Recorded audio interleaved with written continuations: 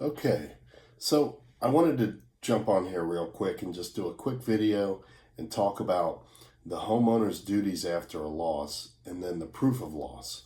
So, the way that you file an insurance claim is very important, and most people don't have the concept really of what an insurance claim is.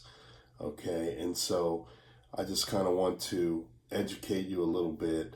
Um, the insurance contract, the policy, it's a contract between you and your insurance carrier. And so, just like the carrier has duties and things that they have to follow under that contract, it's a binding legal agreement.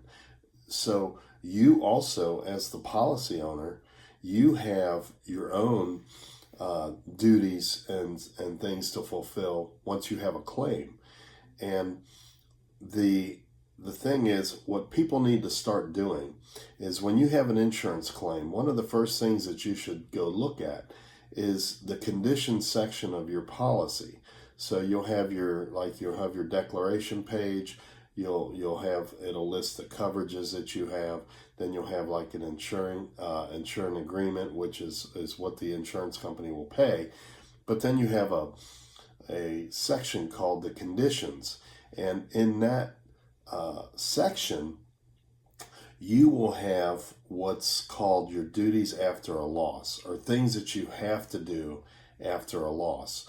Now, these are not negotiable for you. These are things that you have to follow. So, I just wanted to a couple of the most important things that you have to do after a loss. And I'm reading this. This happens to be an Allstate policy that I'm looking at right now. It's talking about what the insured has to do after a loss. It says what you must do after a loss. And one of the things that you have to do after a loss, of course, is you have to report it. You have to report it in a timely manner. Okay. The other thing that you have to do is you have to mitigate any kind of damages. You have to prevent any further damage from happening on your house. Okay, and you can, if you have a roof leak, you have to tarp it. If you have, water damage, you have to stop what's making the damage and mitigate. Pay for any repairs. You should collect all your receipts and everything that you spend on that. But then there's a very important part of this policy. This happens to be an Allstate policy. It states, within 60 days after the loss, give us a signed, sworn proof of loss. The statement must include all the following, like the date and time of the loss, who has an insuring agreement with you, such as your mortgage company, and then you need to put all the costs together. So what people don't realize is it's not up to the insurance company to tell you how much the loss is. It's up to you to tell the carrier how much the loss is. It's up to you to prove your own loss. So what they want you to do is they actually want you to call in and use their 1-800 numbers and let them send their adjuster out there and then let them determine the actual cost. This is what they want you to do. This is not the correct way that you should be handling a claim. You have to prove the loss, and what you do is you find a contractor that understands the insurance business. They can help you document all the damages. They can take photos. They can prepare estimates, and then you would submit that to your carrier within 60 days of the loss, naming all the costs that are involved in your loss. So if you look at it like this, what the proof of loss is and what an insurance claim really is it's a demand for payment that's owed to you under a contract. So you have a contract with your insurance company. It's up to you to prove your loss, and it's also you have to do that through the proof of loss section. Now, this policy here states specifically that we have no duty to provide coverage under this section if you, an insured person, or a representative either fail to comply with these items A through G, which is what I just kind of explained. So if you fail to do this, then they do not have an obligation to provide coverage.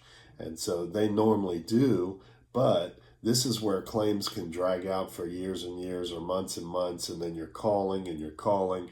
But what happens is you have not complied with your duties after a loss. And so what happens is I constantly get flooded with contractors who say, well, they're doing this and they're doing that. Well, that's because the claim wasn't navigated properly. So what happens when you have an insurance company, you right away you get a hold of the insurance company, you tell them that there is a loss. My opinion, and I'll do another video on this, is all losses should be submitted in writing. And but nevertheless, you have to report damage. You have to help the insurance company in their investigation of the claim. You have to allow them to investigate damages, and you have to prevent further damage from happening, and you have to submit a written, signed, sworn proof of loss. This has to be notarized once you finish it and then sent to the carrier.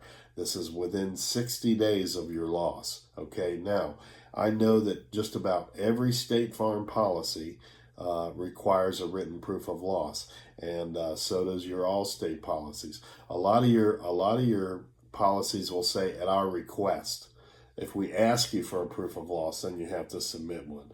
But I say, as a public adjuster, I say you should always submit a written proof of loss.